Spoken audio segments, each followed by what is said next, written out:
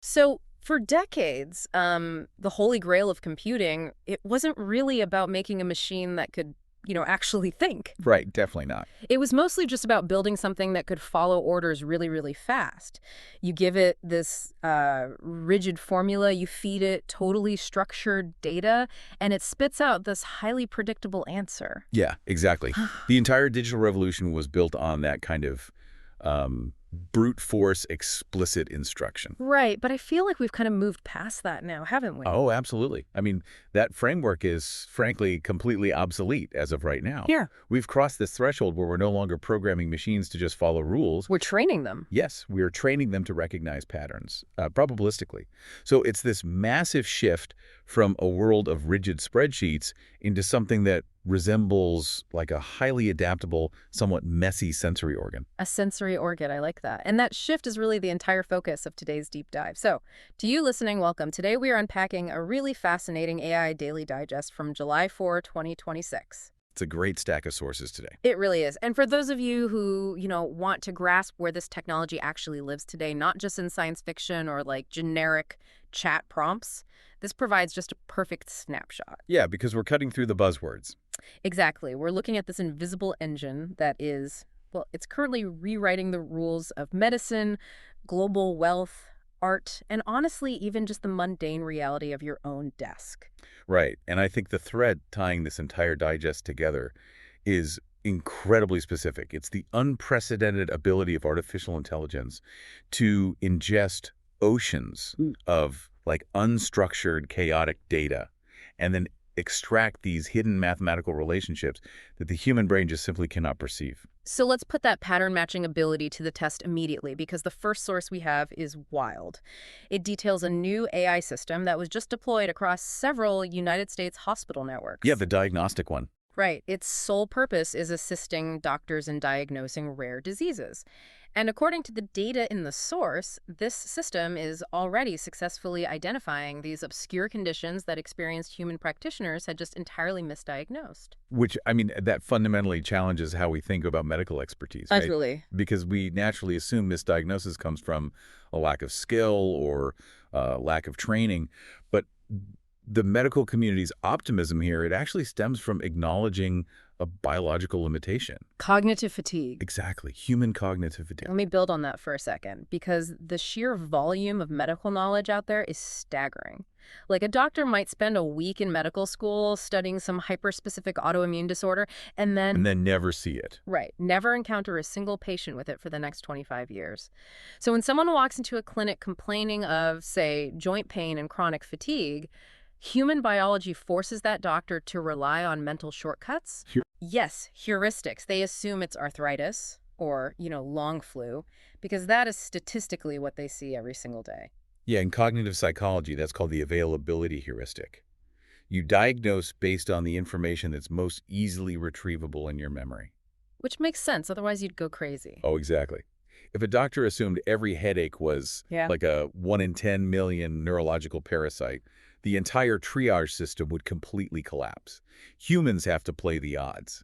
But the algorithm doesn't. No, the algorithm doesn't have to play the odds at all. So how is the AI actually processing this differently? Because to me, finding a rare disease in a patient's medical history, it feels like looking for a microscopic needle in a haystack of medical charts.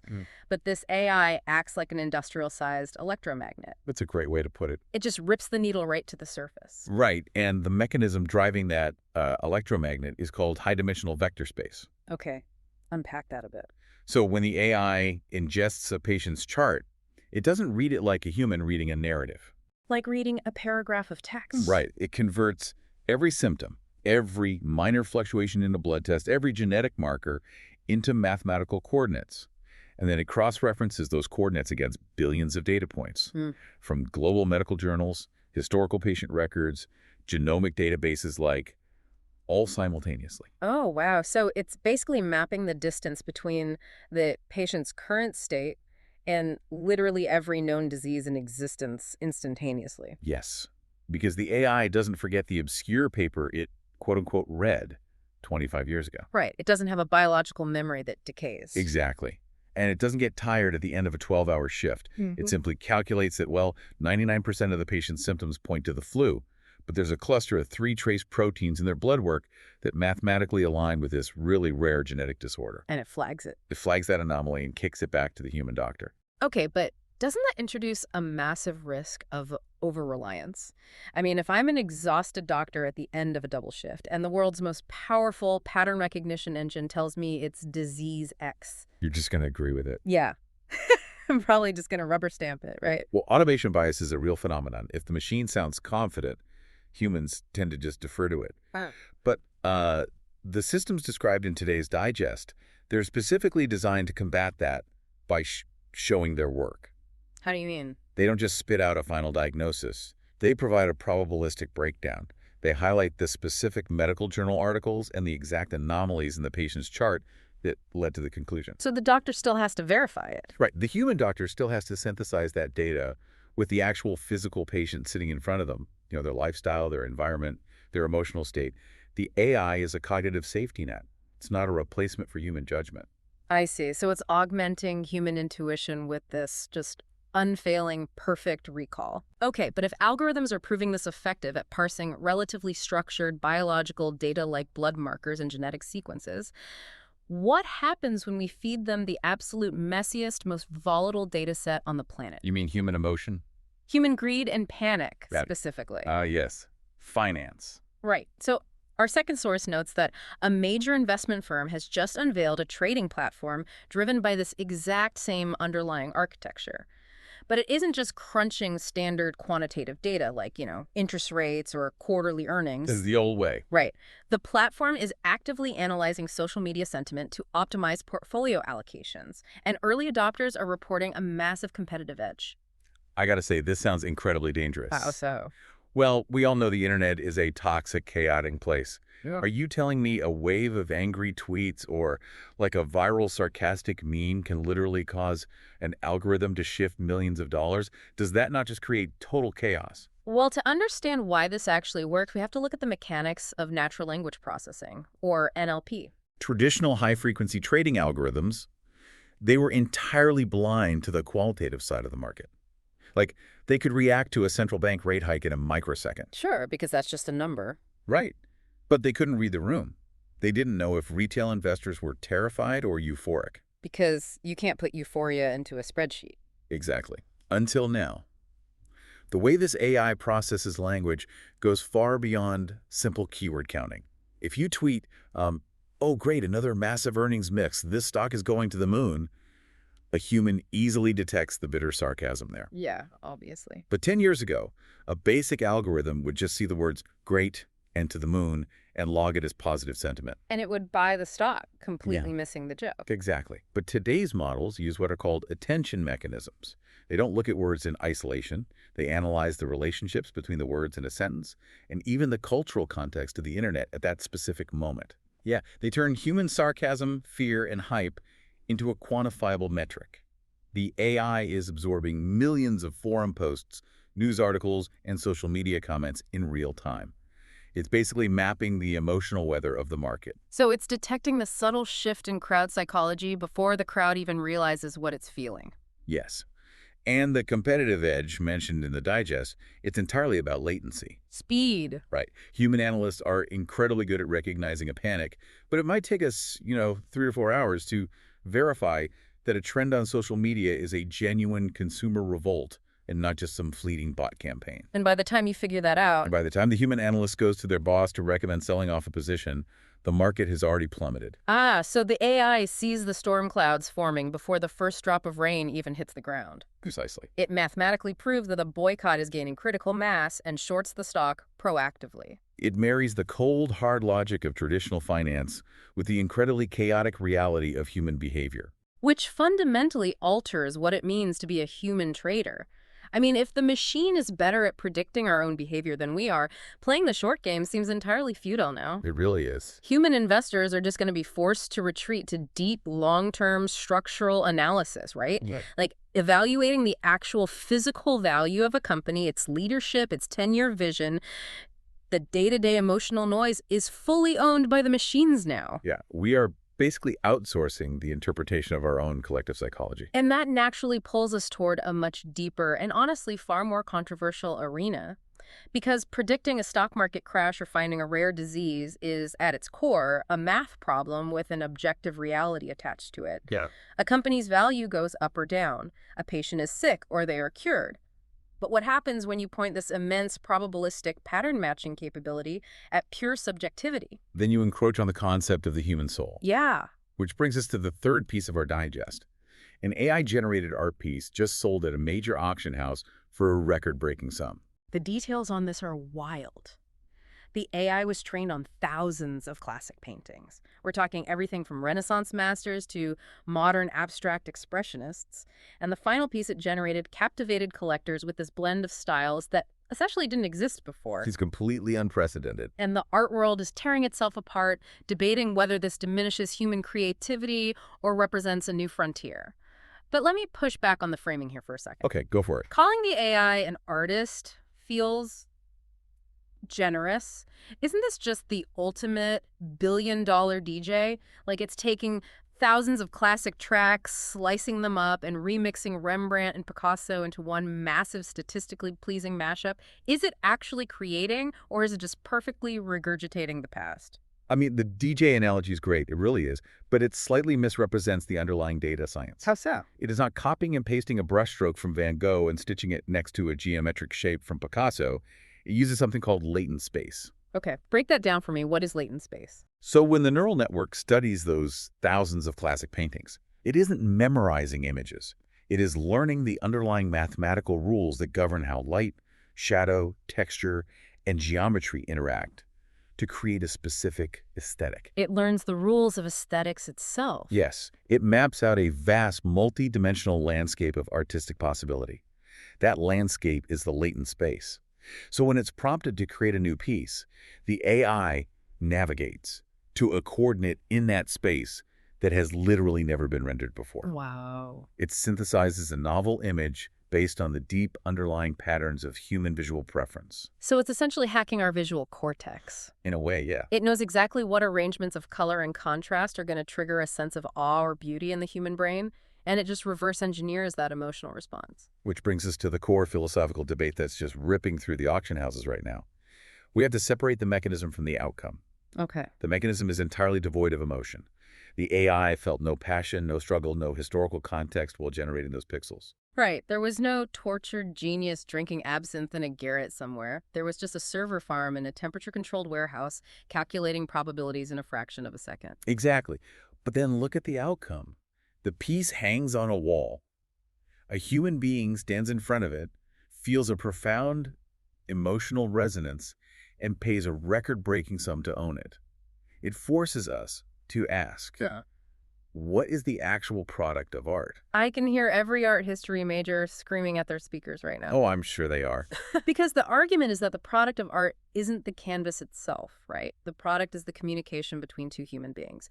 The struggle, the intention, the historical context, that is the actual value. If you remove the human intention, you're just looking at really expensive wallpaper. That is the purest perspective, and, it's a strong one. But the market, the people actually spending millions of dollars, they're signaling something different. What are they signaling? They're assigning immense value to the aesthetic output itself, completely regardless of its origin. This proves that artificial intelligence is no longer confined to logical, utilitarian tasks. It has successfully invaded the deeply subjective emotional realm of human expression. It's crazy. We are currently watching society attempt to redefine what the word creativity even means. Like, is it a mystical, uniquely human spark? Or is creativity just a highly complex form of pattern recognition that a machine can simulate to perfection? And my brain is officially spinning. We have covered life and death diagnostic, safety nets, algorithms riding the waves of internet sarcasm to make millions, and mathematical models reverse engineering the human soul on a canvas. It's a lot. It is. But I want to pull this massive macro-level discussion right down to the listener's actual reality, because the final story in the digest points out that this technology is quietly, invisibly integrating into the software you use to do your job every single day. Yeah, we're moving from the macro impact to the micro reality here. Yes. This is the democratization of advanced pattern recognition. Exactly. A major tech company is rolling out these AI models directly into its standard suite of everyday productivity tools. We are talking about intelligent email sorting, predictive text generation that actually understands your personal tone, and advanced data analytics running in the background of your daily workflows. It's huge for the average worker. On a very relatable level, I might not be able to afford the record-breaking AI art, but if this technology can turn my inbox from a terrifying, unmanageable wasteland into something functional, I will welcome it with open arms. Let it sort my emails. Right. It sounds trivial compared to diagnosing rare diseases, but the implications for the global workforce are actually staggering. Because for a long time, we've relied on static rules to manage our digital lives. Think about a traditional spam filter or an email rule. Oh, like if the subject line contains the word discount, send it to the trash. Right. It's an if-then statement. It's totally rigid. But the intelligence we are talking about now is dynamic. These local models, they map your personal workflow vector. They read the context of your communications. Give me an example of how that works in practice. Well, say the AI learns that when a specific vendor emails you on a Tuesday, you usually forward it to accounting within 5 minutes. So it just drafts the forward for you, attaches the relevant historical invoice from your local drive, and flags it for your review. That is incredibly specific. It understands context. It knows that an email from a new client asking for a project update requires a totally different tone than a message to a colleague you've worked with for 10 years. So it's not just auto-correcting your spelling. It is actively anticipating the structure of your thoughts based on the historical weights and biases of your own writing style. It's like having a hyper-competent chief of staff sitting invisibly inside your operating system. Yes, and the true value of that invisible chief of staff comes down to one core concept: cognitive load. Let's unpack that. Every time you return from a vacation to 800 unread emails, or you have to manually parse a convoluted spreadsheet to find a single metric for a weekly report, you are burning finite mental energy. Oh, for sure. It creates cognitive friction. Humans only have so much deep, focused attention available in any given day. By outsourcing the mundane administrative parsing to the AI, you are effectively reclaiming your cognitive load. So the goal isn't necessarily just to make us grind out more emails faster. The goal is to clear the Mentelli brush so we can focus on entirely different types of work. Exactly. It forces a redefinition of human value in the workplace. If the machine handles the friction, the sorting, the drafting, the data retrieval, the human is freed up for higher-level creative problem-solving.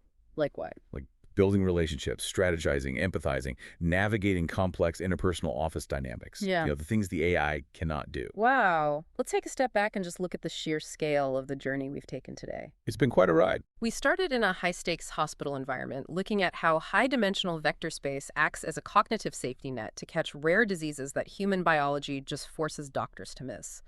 Then we transitioned to the chaotic world of finance, exploring how natural language processing models turn internet sarcasm and panic into quantifiable trading data faster than a human can even perceive a trend. Yep. And then we wandered into the auction house to debate latent space and whether art requires a human soul or just a perfect mathematical understanding of aesthetics.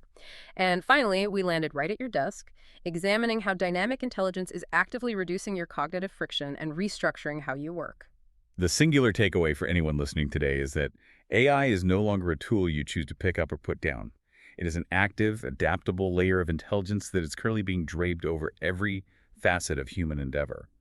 It's fundamentally augmenting how humanity processes reality. It really is.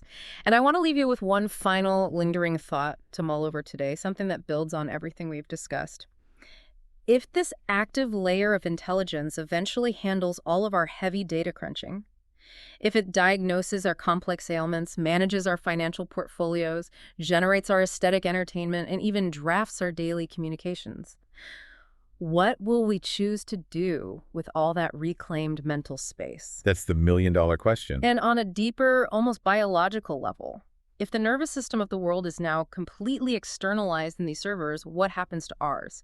Does the human brain physically adapt and change its capacity for deep memory once we no longer need to hold on to vast amounts of raw information ourselves? I mean, that is probably the most profound question we face over the next decade. It really is. Thank you so much for joining us on this deep dive.